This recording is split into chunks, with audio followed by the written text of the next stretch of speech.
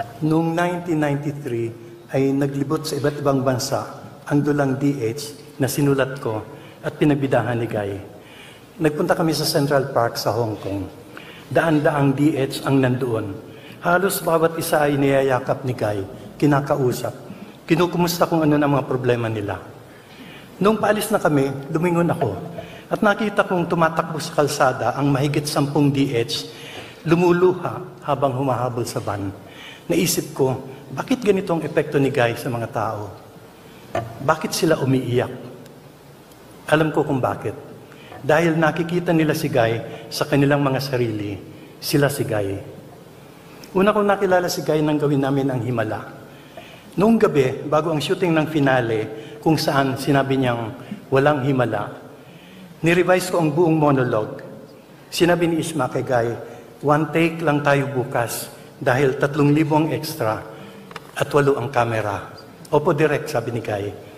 Kinabukasan ay dineliver ni Guy ang monologue sa harap ng libong mga tao na karamihan ay Ilocano at di naiintindihan ang sinasabi niya. Pero nasa puso ni Guy ang masa.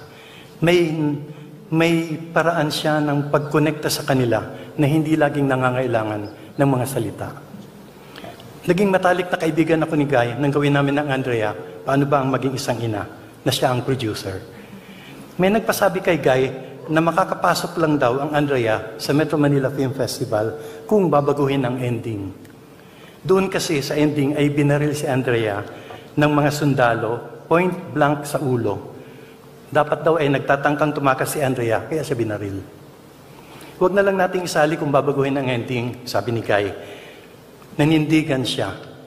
At tinanggap pa rin ang Andrea kung saan naka-Grand Slam siya as Best Actress. Rebelde si Guy. Sa loob ng 7 dekada ay nilabanan niya ang status quo. Binago niya ang kolonyal na pagtinging nagsasabing mga mapuputi lang at matatangkad ang maganda sa puting tabing. Ginampanan niya ang papel ng mga babaeng palaban at makatotohanan.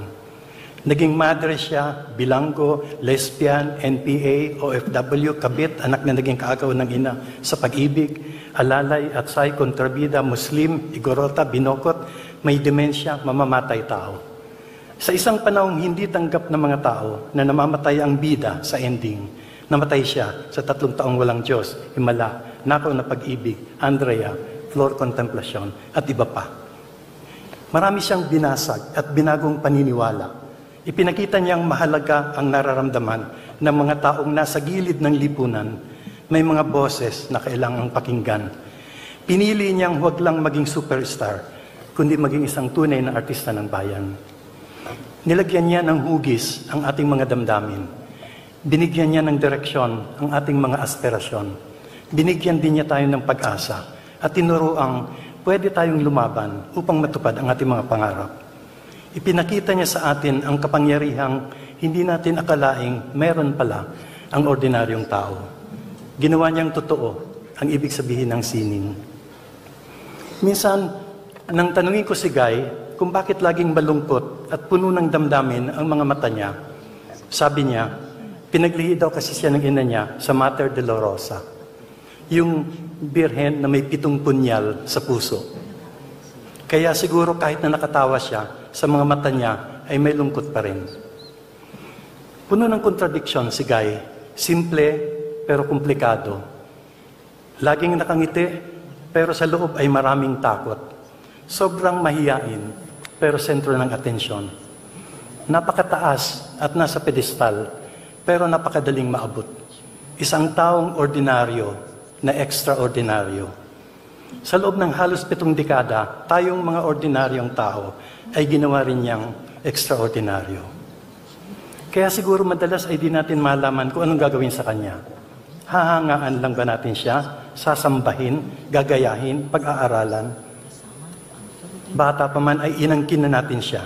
Hiningi natin ang boses niya, ang buong buhay niya at ng pamilya niya. Ang katahimikan niya. Pinakialaman natin bawat galaw niya. Hiningi nating maging ganito siya, maging ganoon siya. Binansagan natin siya ng kung ano-ano. Tinanggalan ng boses hanggang hindi na makakanta. 2 beses na pinagkaitan na maging national artist. Iniwasan ng maraming producer dahil marami daw sakit. mahirap daw makatrabaho. Kalat na kalat ang mga kwento kung gaano kagalante si Guy. Kapag may nangangailangan, pautangin niya agad. Ang sweldo niya sa last shooting day ay ipinamimigay niya sa crew at iba pang mga tao sa set. Namigay siya ng pera sa mga preso nung shooting ng Floor Contemplasyon. Hindi naging madali ang buhay ni Guy nitong mga nakaraang taon. Marami siyang sakit at naghirap siya, halos walang mga ari-arian. Pero hindi pa rin siya tumigil ng pag-iisip para sa kapakanan ng iba. Gusto niyang magtayo ng isang foundation na tutulong sa mga fans at iba pang nangangailangan. Buong buhay ni Guy, nagbigay siya ng nagbigay hanggang sa halos wala nang natira sa kanya. At tayo, dahil nasanay na tayong siya ang bigay ng bigay, madalas ay nakakalimutan natin na siya man ay may mga pangangailangan din. Kaya sa gitna ng ating pagdadalamhati ngayon, gusto nating sabihin sa kanya, Guy, sa ngalan ng milyon-milyong mga taong pinukaw mo, niyakap mo, pinahid mo ang luha, binago mo ang buhay, tanggapin mo ang aming walang hanggang pasasalamat. Nagpapasalamat kami na nabuhay kami sa isang panahong naririto ka. Minsan lang mangyayari ang isang Nora Honor. Pero di pa tapos ang kwento mo. Nagsisimula pa lang. Ang pangalan mo ay pangalang sasambitin namin lagi nang walang pagod sa mga susunod pang henerasyon upang hindi nila makalimutan kailanman na minsan sa isang ginintuang panahon ay may isang bituing walang kupas na nagningning sa kalangitan ng ating mga buhay. Minahal mo kami ng lubos, maski na halos ay wala nang natira para sa sarili mo. Hayain mong mahalin ka rin namin hanggang sa walang hanggan. Maraming salamat.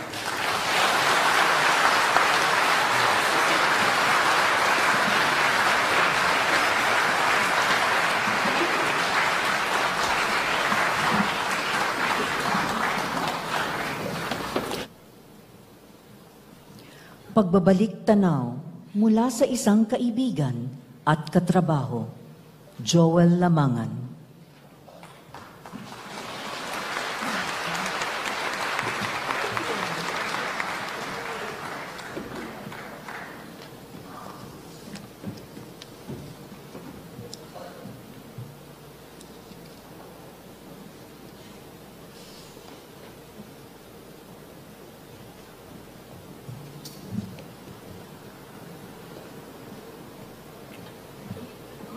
Magandang gabi po sa inyong lahat.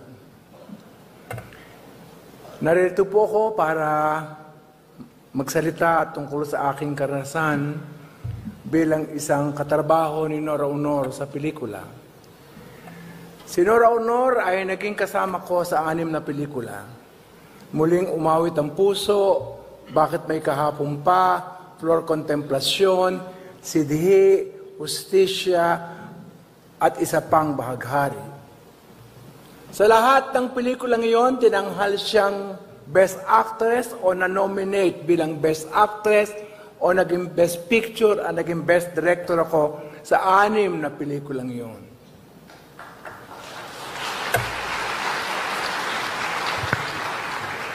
Pero hindi ko doon unang nakilala si Ate Guy.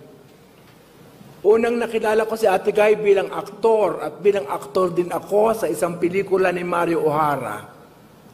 3 taong walang Diyos.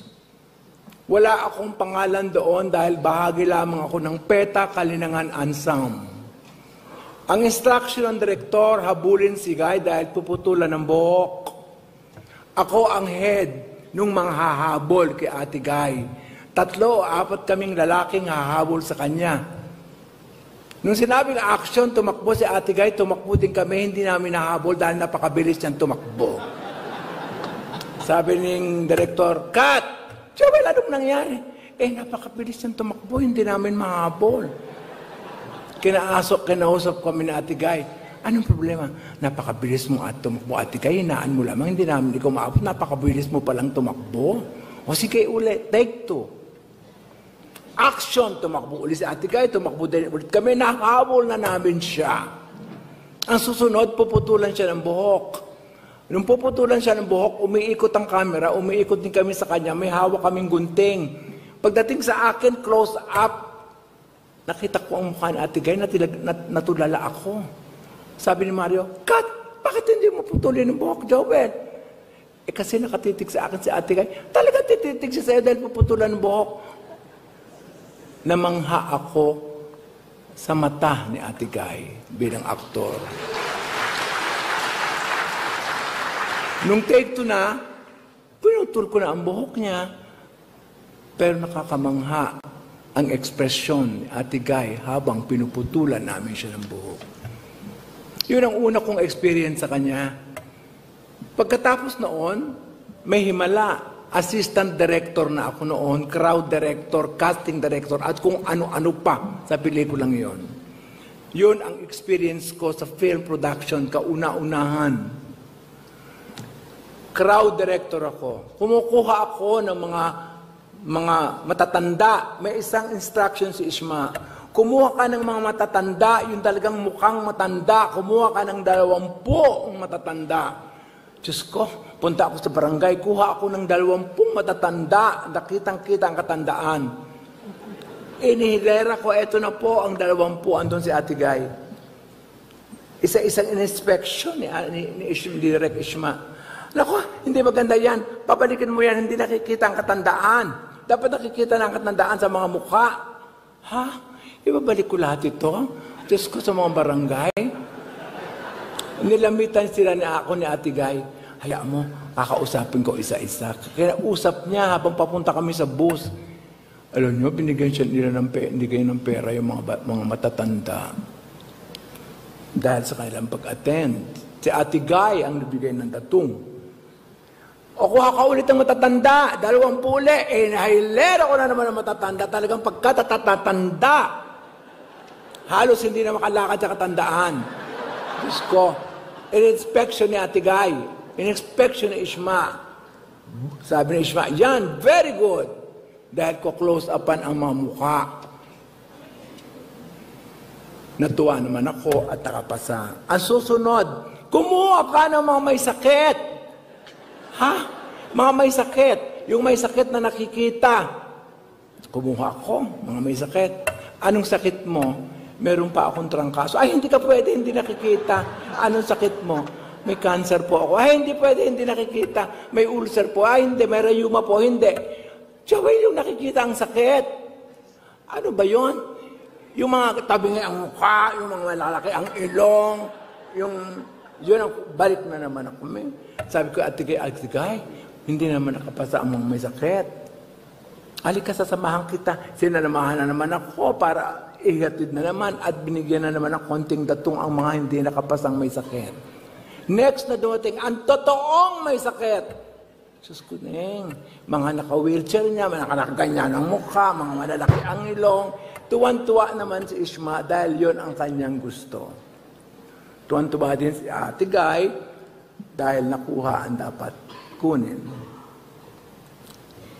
Sabi ni Ishma, walo ang camera, ikaw ang crowd director. Sa bawat area na yan, may crowd director. Ang isang area na naandun, nakasali sa ating, kasi naging crowd director din sa Ate Guy, siya ang nag-volunteer. Yung area na dadating ang mga bus, dadating ang mga jeep, dadating ang mga kalabaw, dadating ang mga transportation, doon in charge sa Ate Guy. Hindi na siya pwede kasi aarte na siya. Sabi ko, Ate Guy, paano yan? Kukuha na ako ng ibang ano. Bahala ako, akong bahala dyan. May senyas ako na hindi nila alam. Sabi ni Ishma, ready? Ready na tayo, ha? Yun ang una naming rehearsal. Biglang umulan ng malakas. Pagkalakas-lakas na ulan, parang may sandstorm. Pack up tayo, sabi ni Ishma. Naku, sabi ni Ishma, nakapayong, lumapit sa akin. It's your problem now, Joel. Take those people home. Saan ko isasakay? Saan ko isasakay? Mga ako ang nag-recruit sa mga iyan. Diyos ko, baka ako patayin dito ng mga iyan. Nagsa-sandstorm. Ay, umuwi na si Bernard. Tinulungan ako ni Ate Guy. Kinausap yung bus. 3-4 na bus. Sinakay-sakay. Ayaw kasi isakay ng bus kasi hindi naman yung kontrata nila. Ang kontrata, yung mga eskwela na andoon, isinakay rin. Si Ate Guy rin ang kumausap kasama ako. Tinulungan niya ako na iligtas ang mga ordinaryong tao sa napakalakas na ulan. Na-pack up. Inulit another day, ganun na naman. Diba? Papatayin si Ate Guy, babarilin. At si Ate Guy, pag sabi ng walang himala, babarilin na siya. Diba? Kaibigan ko yung stuntman na bumaril. Sabi ko, pag baril mo, magtago ka, baka magalit ang mga tao sa iyo. So, nung action na, bang! Binaril na, ginano niya sa Ate Guy, hindi siya nakatakbo, binugbog siya ng mga tao. Naawa ko, ang pangalan noon, Monching Maglangit, sumalangit na nga. Binugbog siya ng mga tao, sabi ko sa kayo, magtago ka eh. Hindi siya nakatago, binugbog siya ng mga fans na Ate Guy. Nung unang araw, datingan ng lahat, nakaset up ng camera, pagkaingay-ingay, Guy, sabi ng mga Ilocano, Guy, sabi ko, sa Burisma, oy, yung crowd mo pagkaingay-ingay, hindi pwede tayo mag-shooting ng ganyang kaingay. Tinawagan ko ulit, sinabi ko, Ate Guy, ang ingay-ingay, pumunta siya sa microphone, si Ate Guy, simple lang ginawa niya, sabi niya lang, shhh,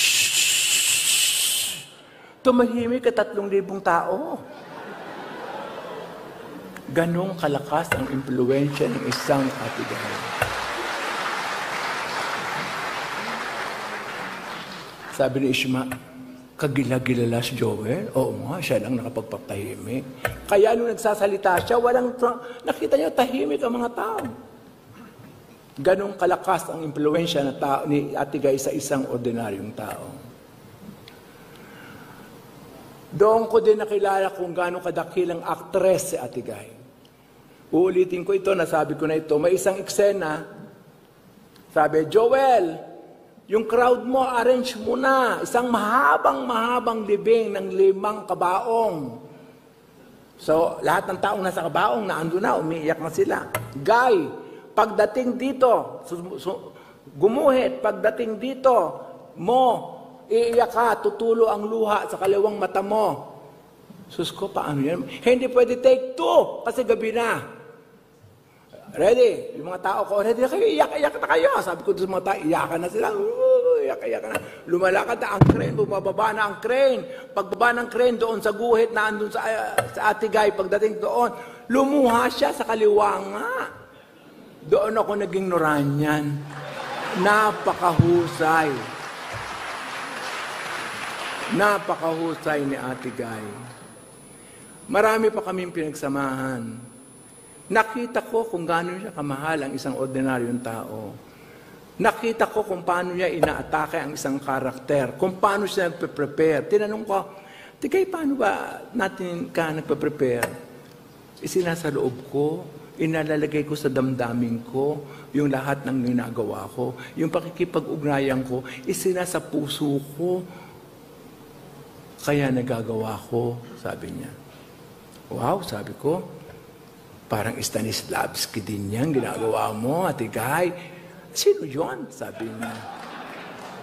Hindi ko maipapaliwanag kasi mahaba, sabi ko sa kanya. Pero tama yung ginagawa mo. Sabi ko, Ate Guy, bakit masyadong malapit ka sa mga tao? Kasi galing din ako sa ganyan eh. Naging gansing hirap din nila ako. At alam ko kung paano sila. Alam ko kung bakit nandyan sila para kumita lang naman. Kaya malapit ako sa kanila. Maraming pagkakataon na nakita ko ang kadakilaan niya. Nung matanda na, may edad na siya, ginagawa ko yung Nora Honor, Star Drama Presents Nora. Nagsusuto kami sa isang squatter. Matanda na siya. May sumigaw, Nora, laos ka na! Sabi. Diyos ko, nagulat ako.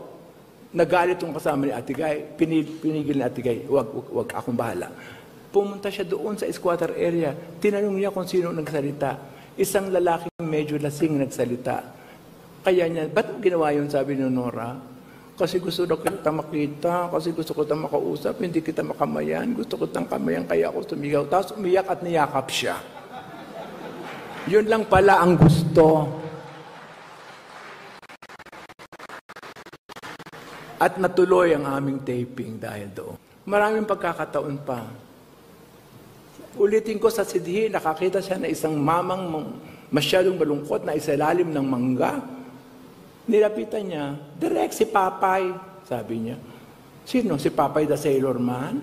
Hindi, tatay ko, Papay ang tawag namin sa mga tatay. Lumapit siya. Sabi niya sa matanda, Tay, bakit ka malungkot? Sabi ng matanda, kasi namatay ang kalabaw ko, wala na akong kalabaw, wala na akong gagamitin pang rasaka. Tumahimik sandali sa Atigay, tumingin sa akin. Sabi niya, magkano po ba ang isang kalabaw? Sabi ng matanda, 15,000 po. 15,000 po, sabi. Tinawag niya ang assistant niya, kumuha ng 15,000, binigay doon sa matanda. Ayan na po, bumili na po kayo ng kalabaw. Umiyak yung matanda, lumuha, nagpasalamat, kinuha ang kamay niya at hinalikan ang kamay niya at umalis na. Marami siyang ginagawang kabutihan na hindi nalalaman ng maraming tao. Pero si Guy ay tao. Meron din siyang mga pagkukulang. Meron din siyang kahinaan. Diyos ko, ang dami namin pag-aaway na nangyari. Una, Diyos ko, tatawag kaya, mag-usap kami, o bukas may shooting ha, alas 6 ang call, pwede kang dumating ng alas 7. Sasabihin niya, opo, direct. Pagdating sa set, Diyos ko, alas 12 na wala pa siya. Kakausapin ko, bakit gano'n at late na late ka? Kasi marami akong problema, hindi pwede gano'n, nag-iintay maraming tao. Isang beses gano'n din. Bakit may kahapon pa? Shooting.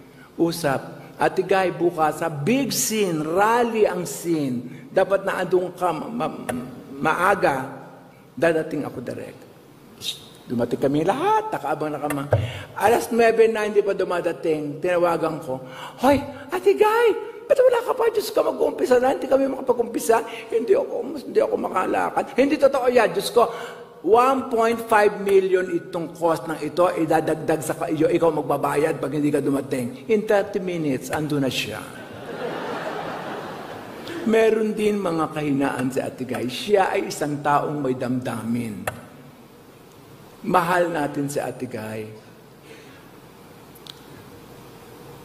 Sa isang eksena na ako artista at siya ang artista din, ako yung pare, nagkukumpisal sa akin at umiiyak na hindi niya masabi ang kasalanan niya.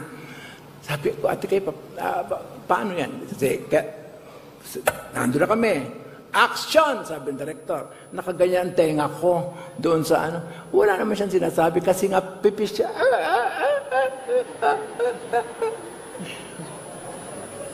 Cut, sabi ng director. Very good. Bakit very good? Wala naman akong narinig. Kasi hindi niya masabi ang kanyang kasalanan. Napakahusay na Atigay. At tumutulong siya sa isang pagkakataon, tinanong ko siya, Atigay, naku, nakaka-take 5 na tayo. Pwede ba kausapin mo yung co-actor mo, turuan mo? Hindi pwede yun direct. Iba ang karanasan niya sa karanasan ko. Iba ang pagtingin niya sa problemang yan. Ang kailangan lang natin gawin, ilinaw sa kanya ang sitwasyon para magawa niya ng tama ang hinihingi mo.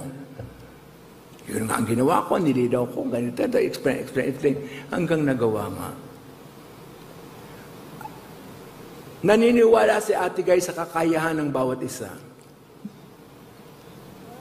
Naniniwala si Atigay na makakaya ng isang tao ang isang bagay kung malinaw sa kanya ang patutunguhan at kung paano ito gagawin. Sa usapang politika, nako, pabago-bago si Atigay. Pabago-bago. Pero iisa lamang ang consistent sa kanya. Ang katumpakan ng pagmamahal sa mga nasa laylayan ng lipunan. Ang katumpakan ng pagmamahal at pag-aalala sa mga nasa laylayan ng lipunan. Pag mayroon akong pelikulang gagawin at sasabihin ko sa kanya, sasabihin niya muna sa akin, ano ba ang gusto nating sabihin dyan sa pelikulang yan? Ano ba ang gusto nating linawin para sa mga manonood sa pelikulang yan? Sasabihin niya, ako bilang artista pelikulang yan, ako ang magiging instrumenta ng paglilinaw ng nais nating sabihin at iparating sa mga manonood. Lahat ng pelikulang ginawa ko ay may gustong sabihin na siya ang nagsasabi bilang aktres sa manonood. Nililinaw niya ang politika ng pelikula. Ang politikang nakaugnay sa kagandahan at kabutihan ng masang Pilipino. Yun ang politika ni Ate Guy. Maraming pagkakataon na si Ate Guy ay hindi naiintindihan ng maraming tao. Bago siya naging national artist, marami siyang pinagdaanan. Hindi importante sa kanya ang kayamanan o pera. Kung kanyang genius ang pera, siya na ang pinakamayamang artista sa buong Pilipinas. Pero hindi. Ang pera sa kanya ay hindi dapat i-Diyos. Ito'y pinamimigay niya sa mga kinakailangan. Witness ako, busko po, ilang libong preso ang pinapila niya at binigyan pera at nag-add sa akin ng warden. Direk, baka tumakas sa mga yan. Sabi sa akin. Sa kinuran ko, tama na yun, baka tumakas. Sinabihan ko sila, hindi sila tatakas. Wala nga tumakas. Ganon ka-importante ang tao sa kanya. Sa mga crew, pagkatapos ng isang shooting, may pera, may paraffol, may party after the shoot. Si Ate Guy ang nag-organize noon. May paraffol. At ang mga premyo, magaganda. Washing machine, dryer, pera, marami. TV. At may pasimple pa ako. Ito, sa'yo, para sa'yo. Huwag mo muna sabihin sa iba. Ito, ganyan. May pabigay-bigay pa ng ganon. Naging best actress siya, kauna-una ang artistang Pilipino na naging best actress sa isang A-list festival sa Cairo. Sabi niya sa akin, Direk, halika sumama ka. Ay, mayroong shooting, hindi ako makakapunta. Sayang naman, di mo makikita ang terno ko, sabi niya. Nung napalabas sa TV, sa news, nakita ko, maganda naman ang terno niya. Ito. Sabi ko, sayang, hindi nabigay sa akin ng trophy. Hindi, ibibigay ko sa iyo yung merong malaking ganon, binigay sa akin ng best picture ang Flor Contemplacion. Nagustuhan siya ng mga tao.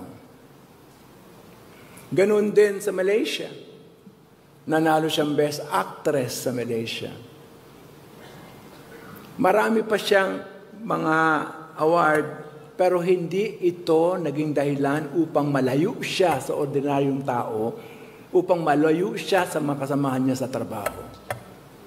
Hindi ito naging hadlang, hindi tumaas ang kanyang ere. Siya pa rin sinoro honor na nasa lupa. Siya pa rin sinoro honor na hinangaan ng lahat ng tao. Sabi nga niya, sa Himala bilang Elsa, nung kausap niya yung documentarist na isa Spanky Manikan, magiging kalansay na tayong lahat. Pero ang sining na ating ginawa ay mabubuhay ng matagal sa habang panahon. Yon si Ate Guy.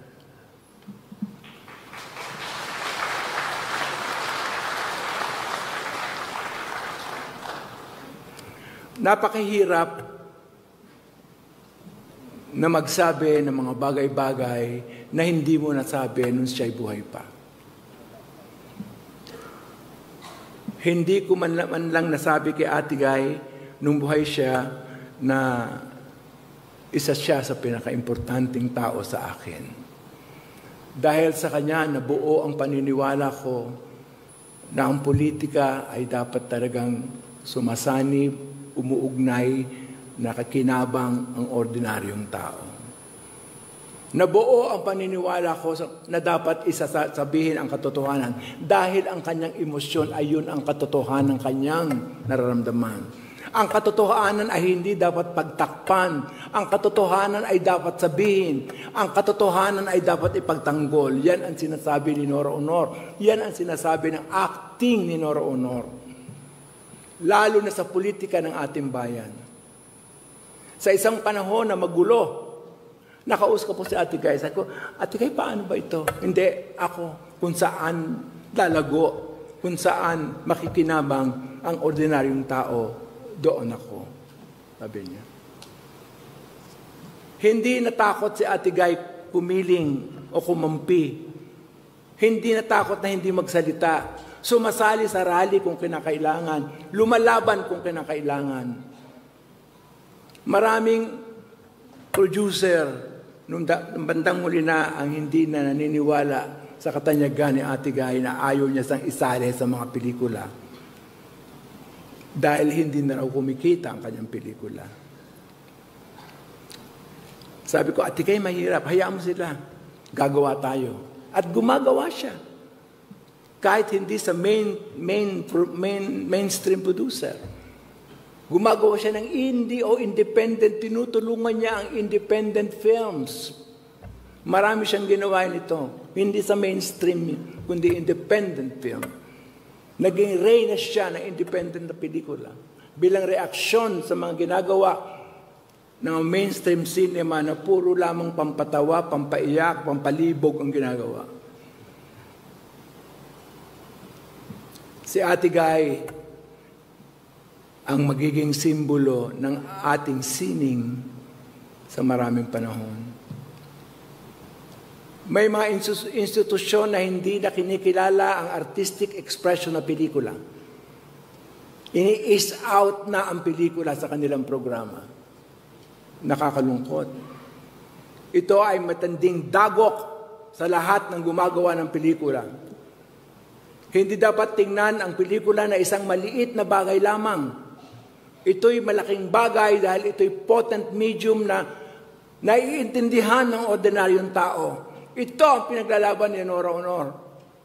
Mahal ni Nora Aunor ang pelikula. Kailangang mahalin din natin ang pelikula dahil ito'y mataas na artistic expression. Hindi ito isang maliit na bagay. Hindi lamang ito isang popular medium. Ito'y artistic expression ng bayan. Palakpakan natin si Nora Aunor.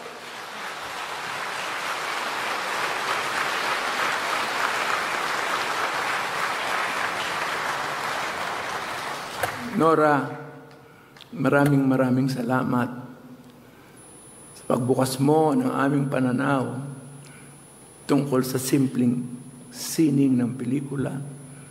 Maraming salamat. Maraming salamat po.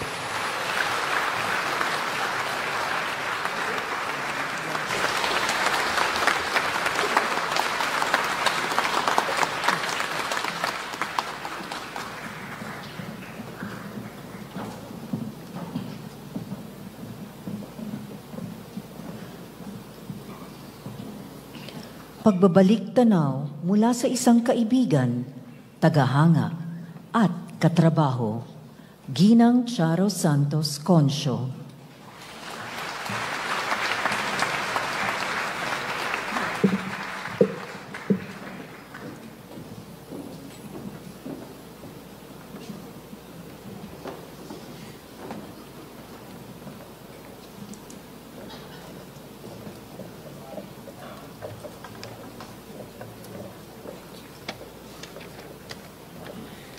Walang himala, pero mayroong nag-iisang Nora Aunor.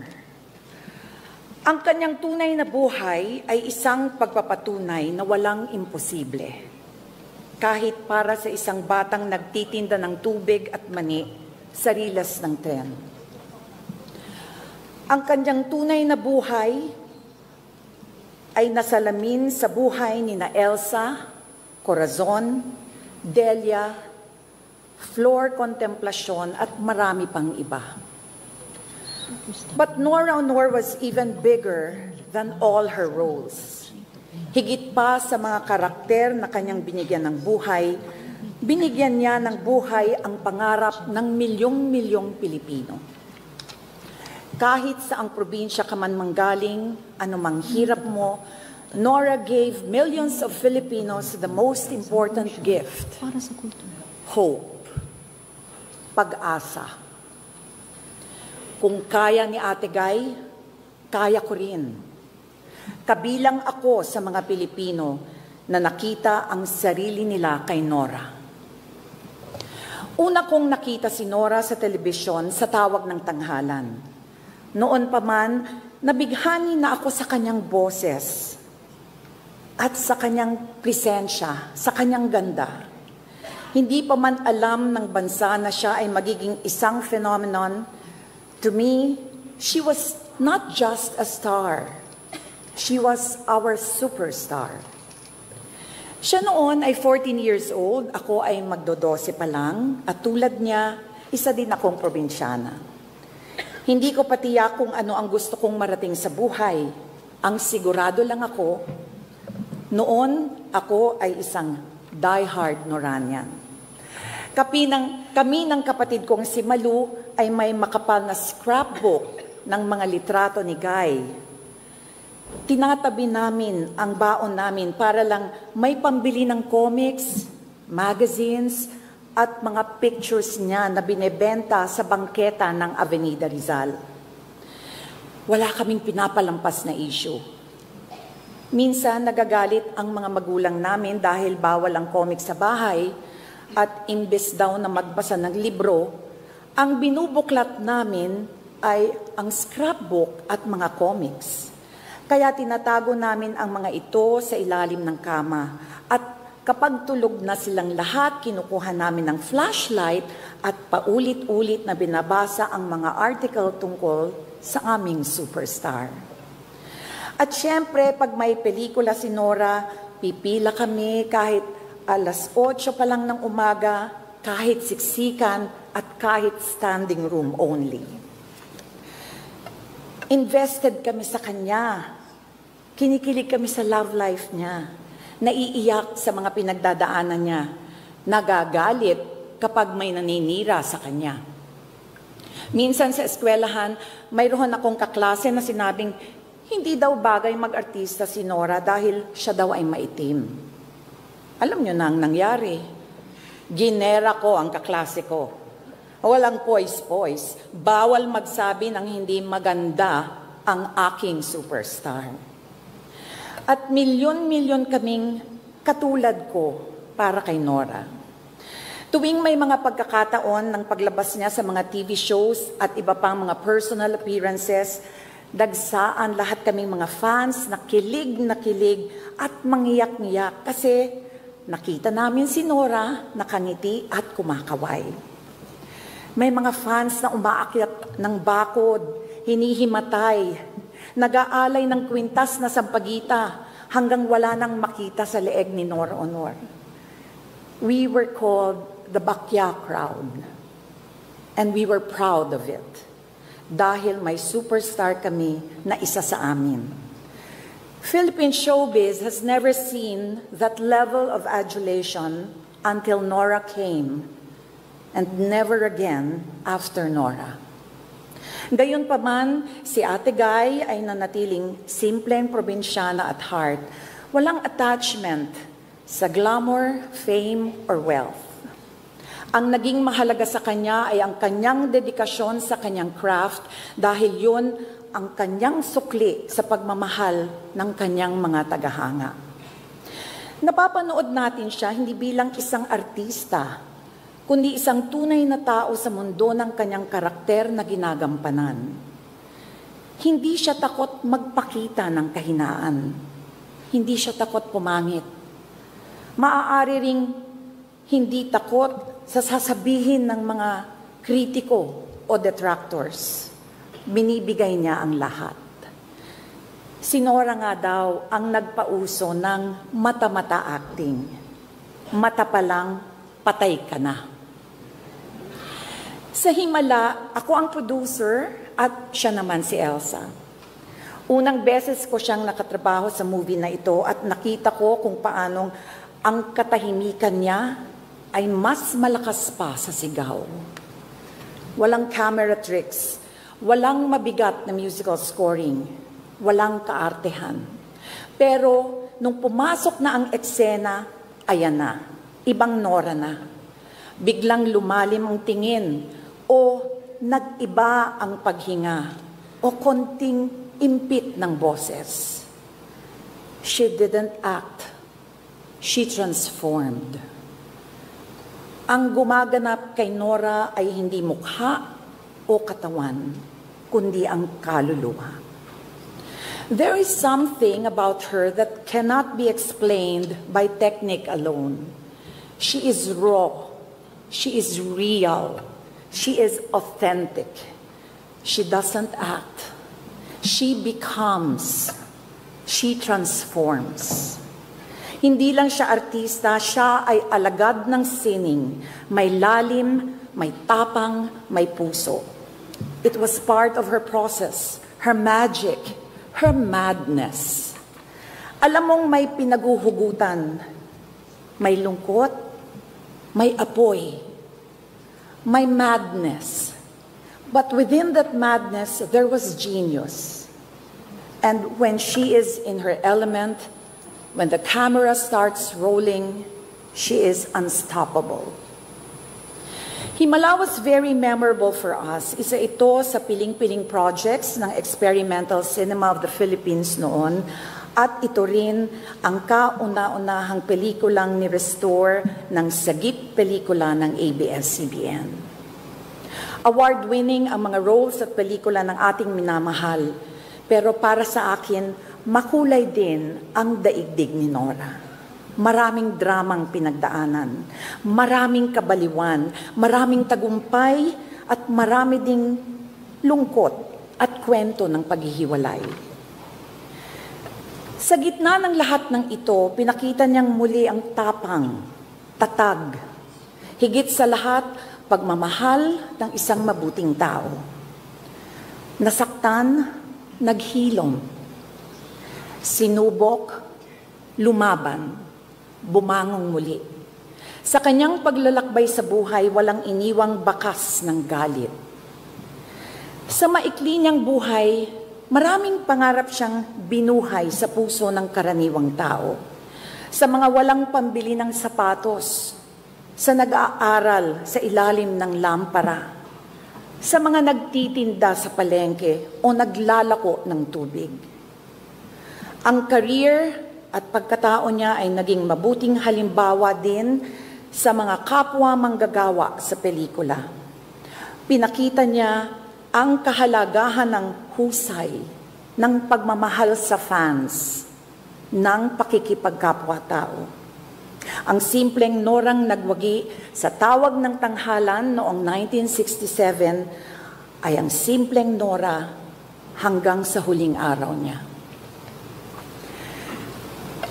Mahirap magpaalam sa isang taong nakaukit sa iyong puso. Makakahanap lamang tayo ng ginhawa sa katotohanang ang kanyang alaala ay walang kamatayan. Alam ko pong Nora Aunor means so much more to so many. She is an empowered woman, a wife, a mother, a lover, an actress, a complicated person, a genius, a national artist. Pero para sa aming mga solid Noranians, Nora is our Ate Guy, our superstar. She was a legend.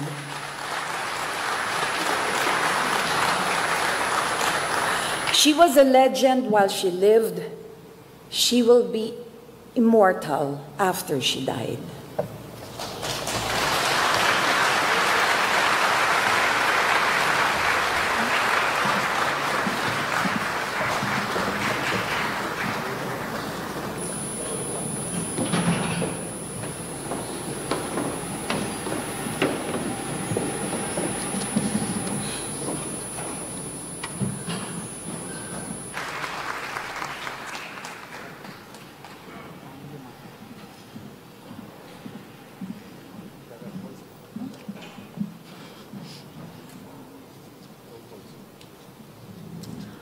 punong tagapagpaganap ng Pambansang Komisyon para sa Kultura at Mga Sining, Dr. Eric B. Zerudo.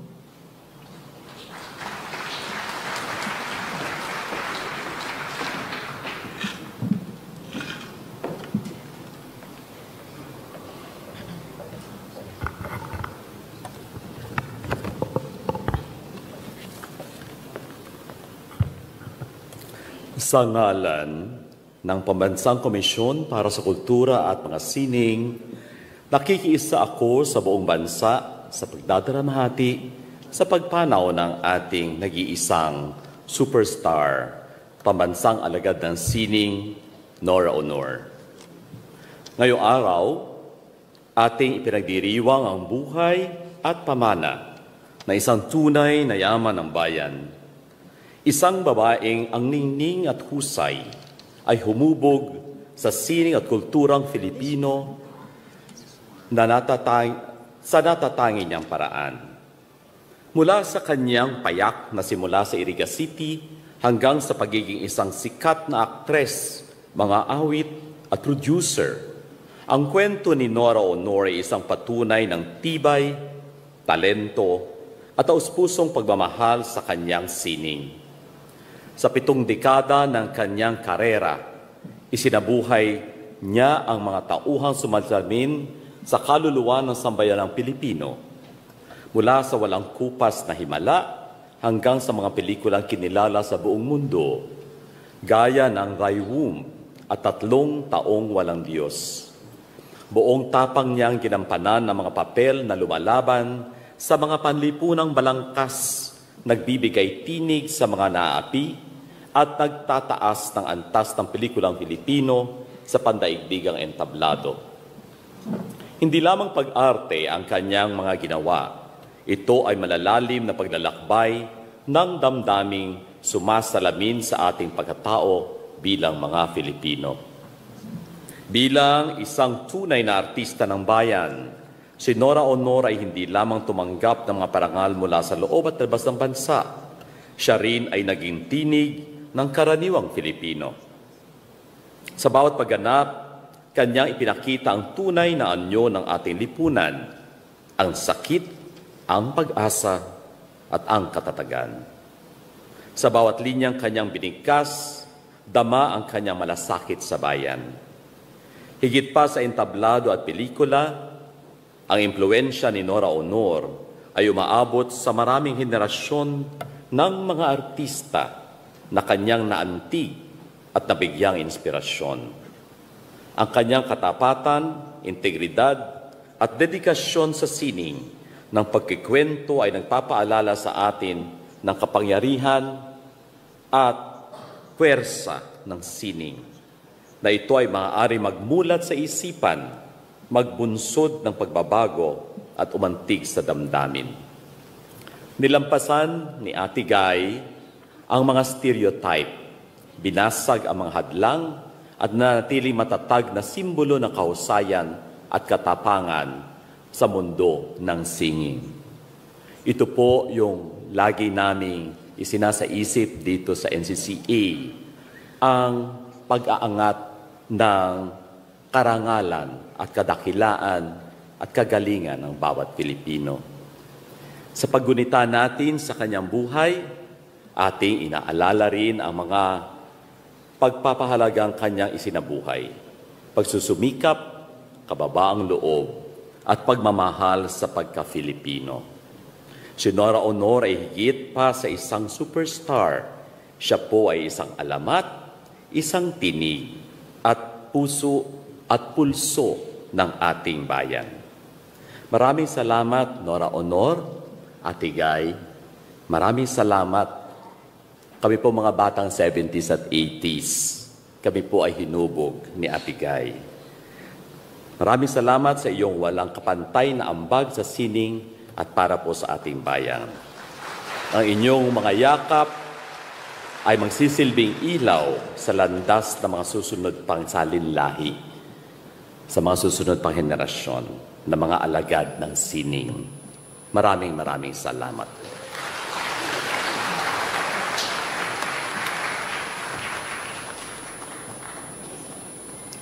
para basahin ang mensahe ng Pangulo ng Republika ng Pilipinas, kagalang-galang Ferdinand R. Marcos, ang punong tagapangasiwa ng lupon ng mga tagapangalaga ng Pambansang Komisyon para sa Kultura at mga Sining, Ginoong Victorino Mapa Manalo.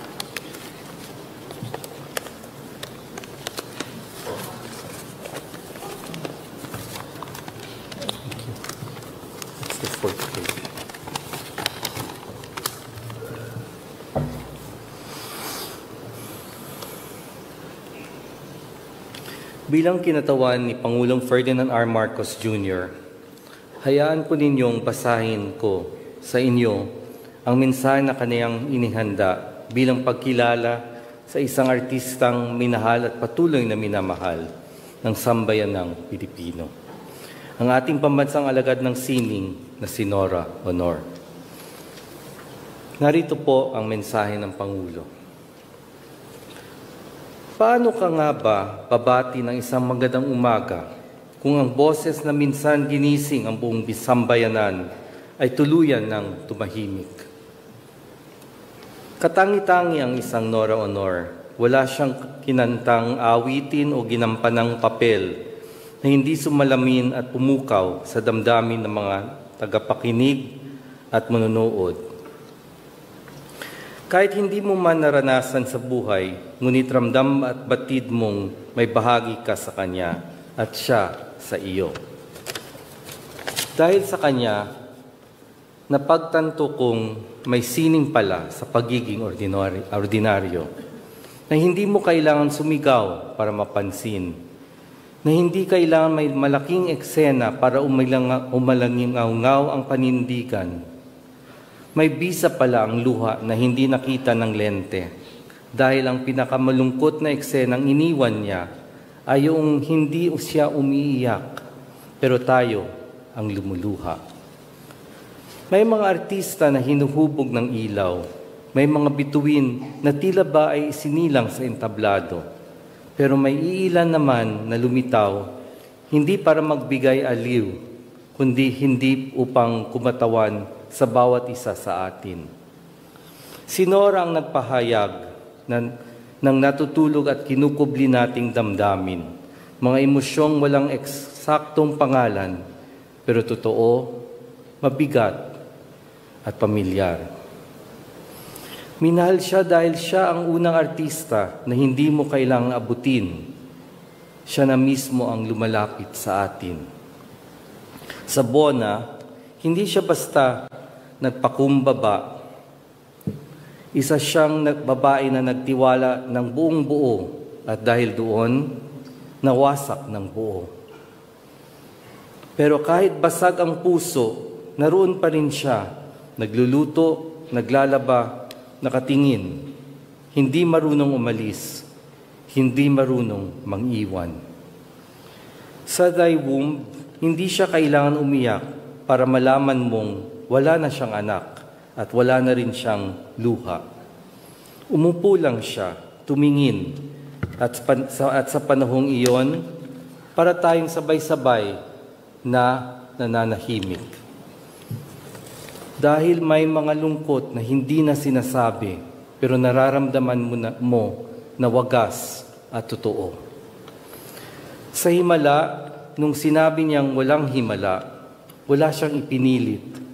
Pero ang buong bayan ay napapaamin, baka nga tayo mismo, ang sarili natin, ang kailangan nating paniwalaan. Sa floor contemplation story, hindi siya bumigkas ng monologo. Pero sa kanyang muka, nakita natin ang hirap ng mga OFW na hindi man lang nadinig bago hinatulan.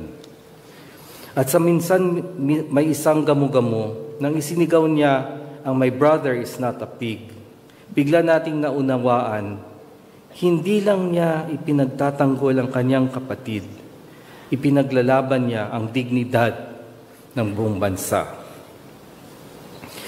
Maraming artista ang nag-iwan ng di malilimutang pagganap sa larangan ng sining, ngunit iilang artista lamang ang nag-iwan ng mahalagang marka sa kolektibong kamalayan ng bansa.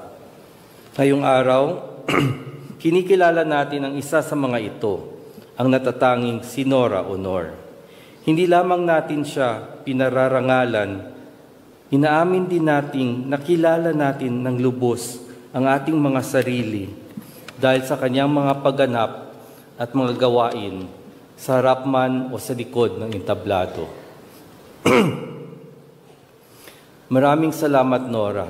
Hindi lamang sa pagganap, kung hindi pati na rin sa pagturo sa amin ng halaga ng pagpapakatotoo, na pagsasasalamin sa damdamin ng bawat Pilipino at sa pagpapakita sa buong mundo ng angking galing ng Pilipino.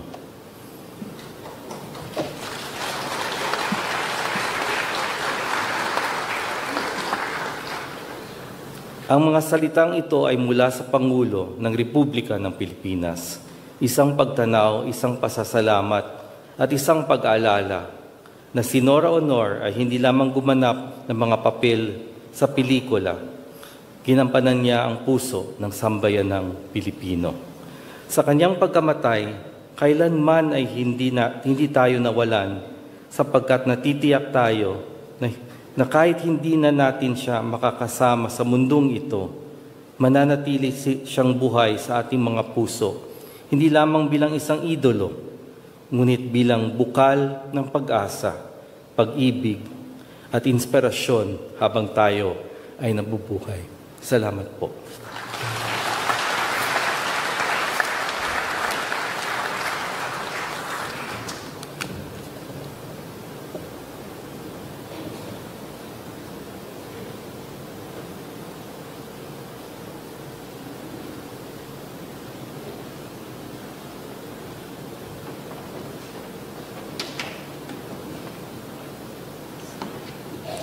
Kasama ng kanyang mga kapatid, Christopher Ian V. De Leon, anak ni Nora Honor.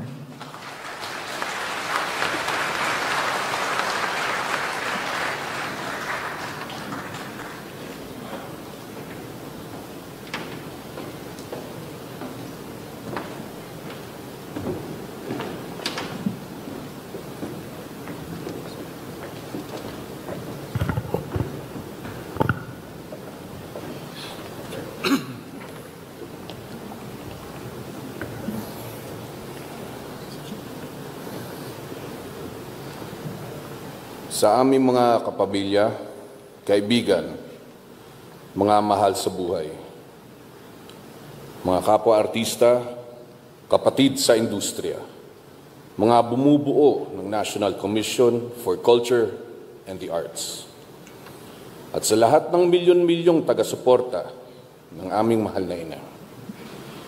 Maraming salamat sa inyong suporta at presensya. Tayo po ay nagtipon-tipon ngayong umaga upang ipagdiwang ang isang natatanging buhay. Gayon din ang kanyang legasiya. Ang pamana po ng nag-iisang superstar ay hindi nananatili sa iisang henerasyon lamang. Ito ay patuloy nananatiling buhay sa puso at kamalayan ng sambayanang Pilipino. Sa ngalan ng lahat ng naanting niya bilang kawal ng sining at kultura, inaalay ko ang aming taus-pusong pasasalamat sa NCCA sa pagkakaloob ng titulong pangbansang alagad ng sining sa isa sa mga pinakamatagal at iconic na figura ng Pilipinas. Sa aming ina, Binibining Nora Honor.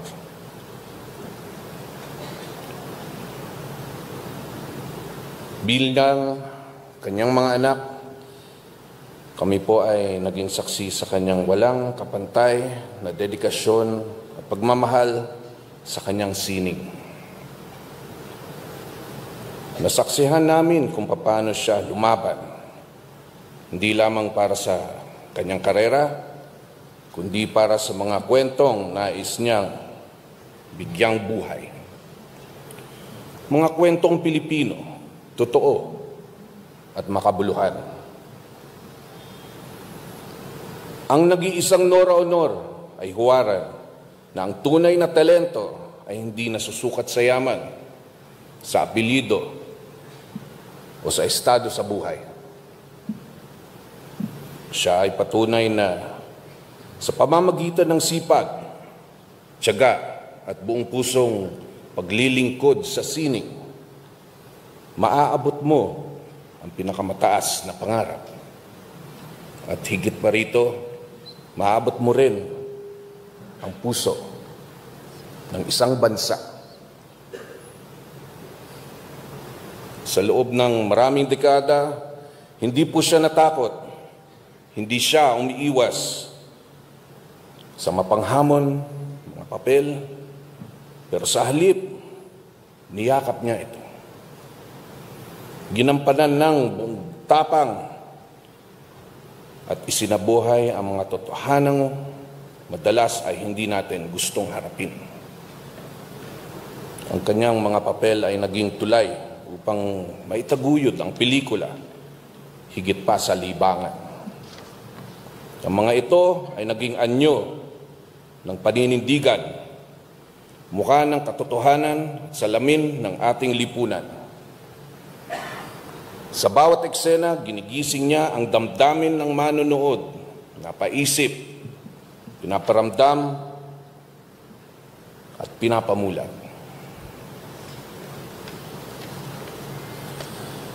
Sa sambayan ng Pilipino at sa NCCA, maraming salamat po sa pagkilalang ito. Pinatibay po nito ang pagdiriwang ng isang alagad ng sining ay hindi natatapos sa liwanag ng kamera, kundi nagpapatuloy sa alaala, sa aral, at sa inspirasyong iniiwan nila pagkatapos isara ang kortina. Maraming salamat po. Mabuhay ang sining. Mabuhay si Nora Honor.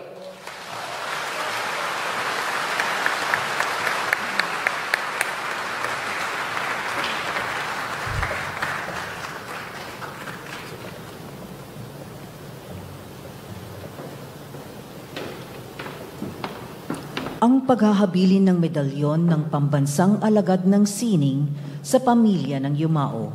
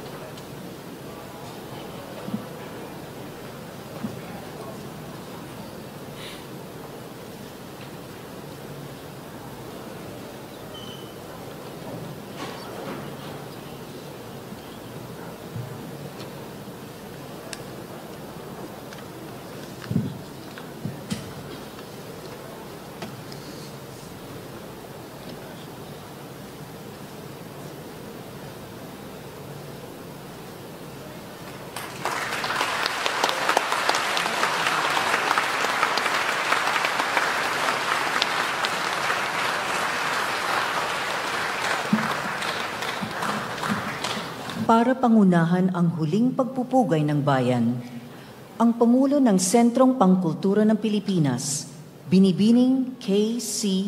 Tinga, kasama ang punong tagapangasiwa ng Pambansang Komisyon para sa Kultura at Mga Sining, Ginoong Victorino Mapa Manalo.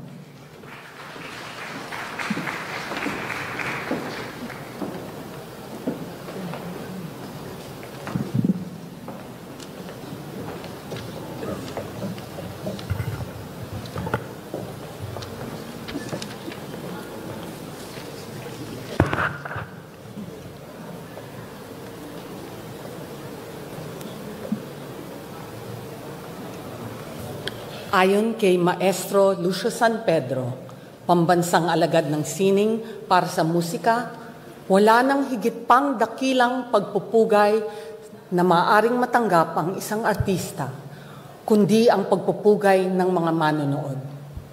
Sa ngalan ng mga artista at iba pang kabilang sa gawaing pangkultura sa ating bansa at ng buong sambayanang tumatanaw ng utang ng loob sa biyaya mong sining, tanggapin ang aming masigabong palakpakan para sa iyo, aming mahal na pambansang alagad ng sining para sa pelikula at sining broadcast, Ate Guy Nora Ono.